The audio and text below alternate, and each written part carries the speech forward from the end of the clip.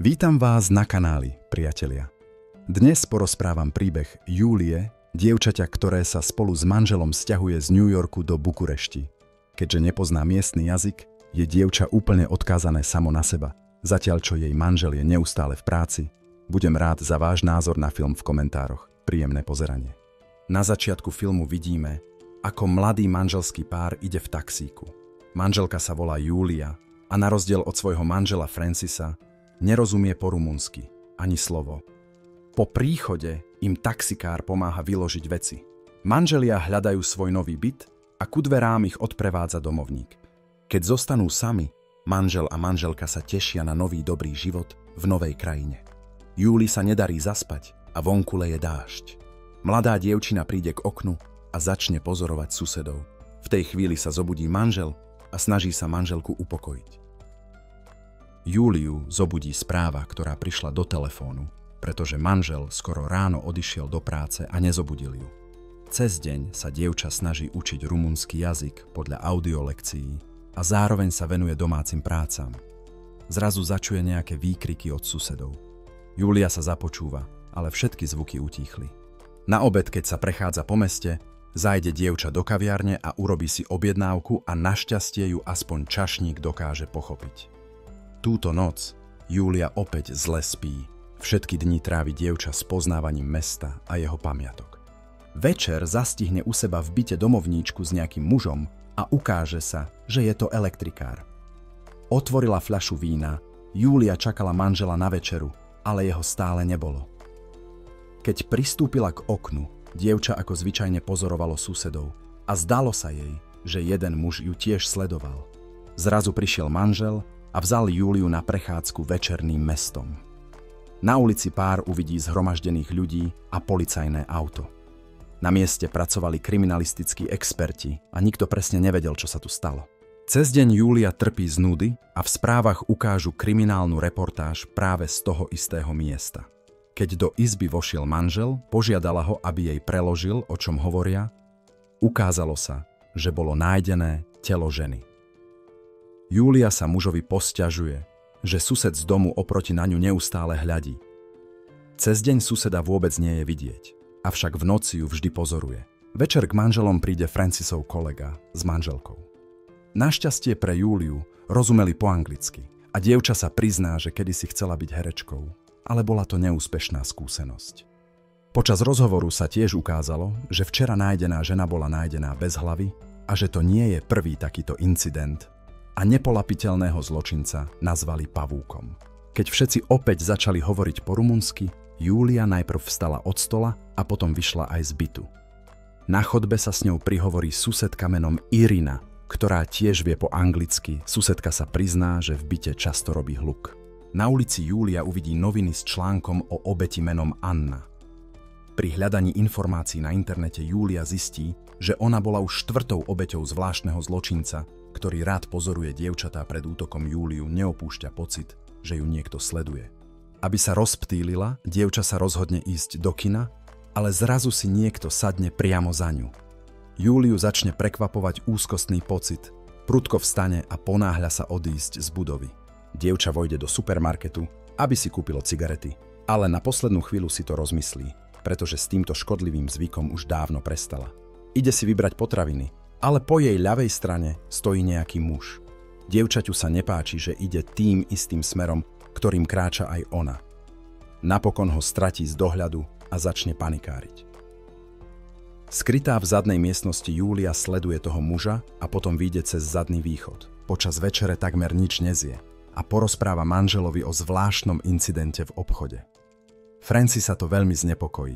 Manžel navrhne, aby zašli do toho supermarketu a pozreli si záznamy z kamier v supermarkete. Predavač okamžite súhlasí, že poskytne video.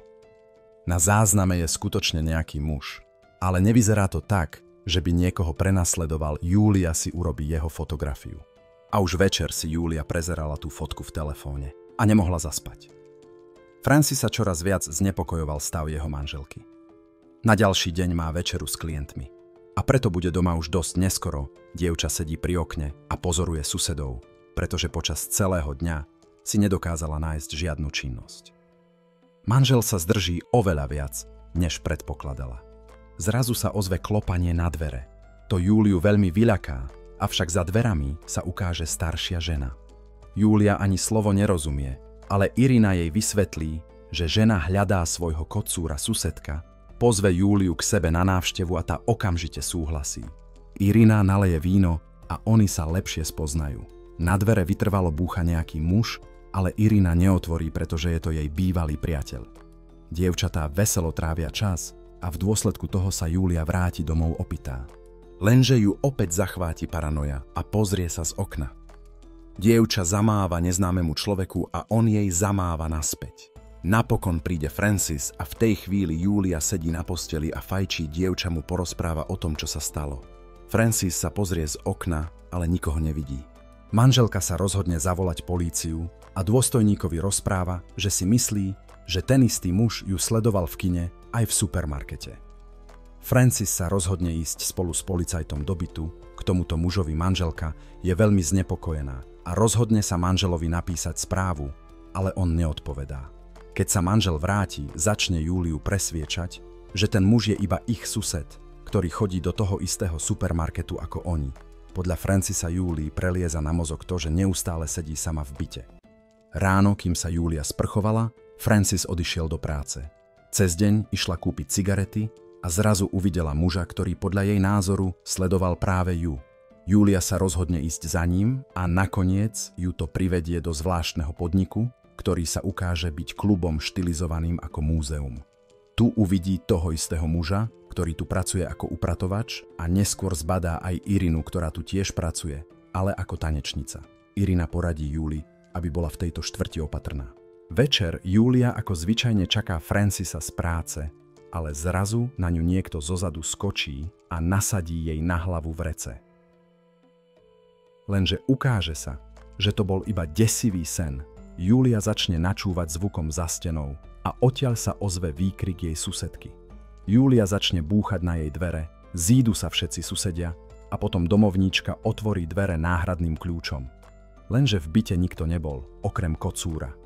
Ukáže sa, že je to ten istý stratený kocúr tej staršej susedy.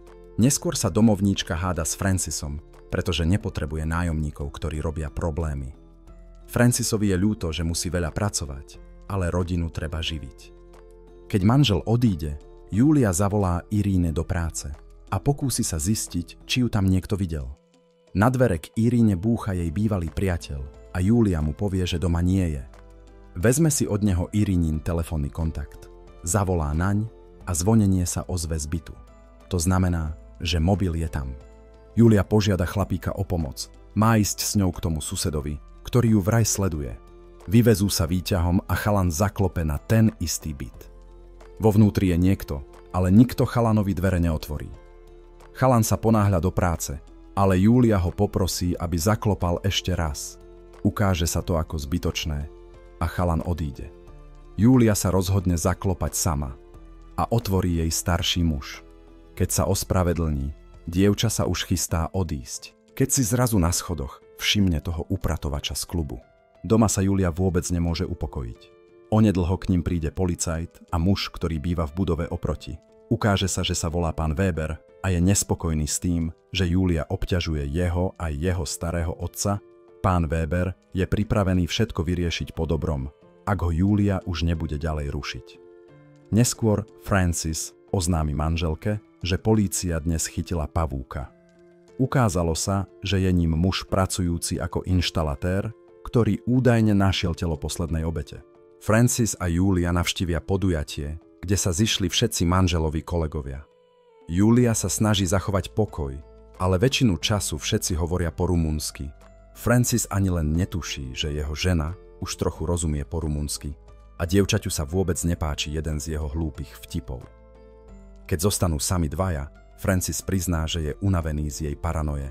Muž sa vráti na večierok a Júlia odíde. Keď ide metrom, zbadá pána Webera. Júlia znervózne, vlak má meškanie a ona si presadne na iné miesto. Pán Weber sa zrazu ocitne priamo oproti nej. Podľa jeho slov je príčinou meškania vlaku spravidla nejaké zviera na koľajniciach. Júlia sa ho priamo spýta, prečo ju prenasleduje.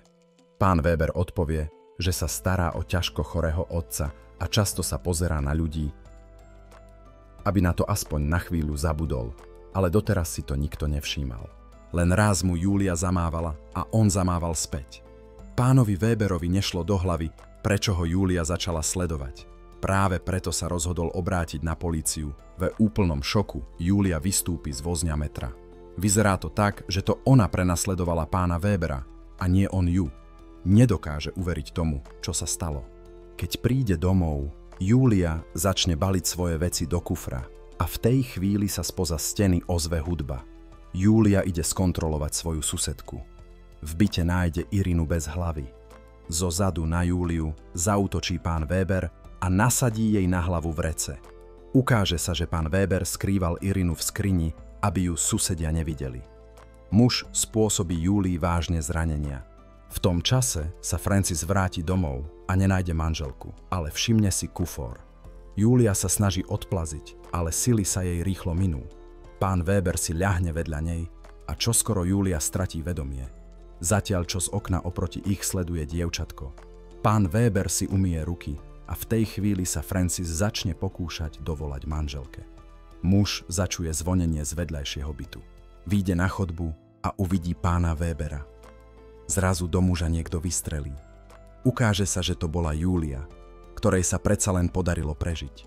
V tomto momente sa film končí. Ďakujeme všetkým, že ste toto video dopozerali až do konca. Dajte tomuto videu like, ak sa vám páčilo. Napíšte do komentárov, čo si o tomto filme myslíte a uvidíme sa v nových videách.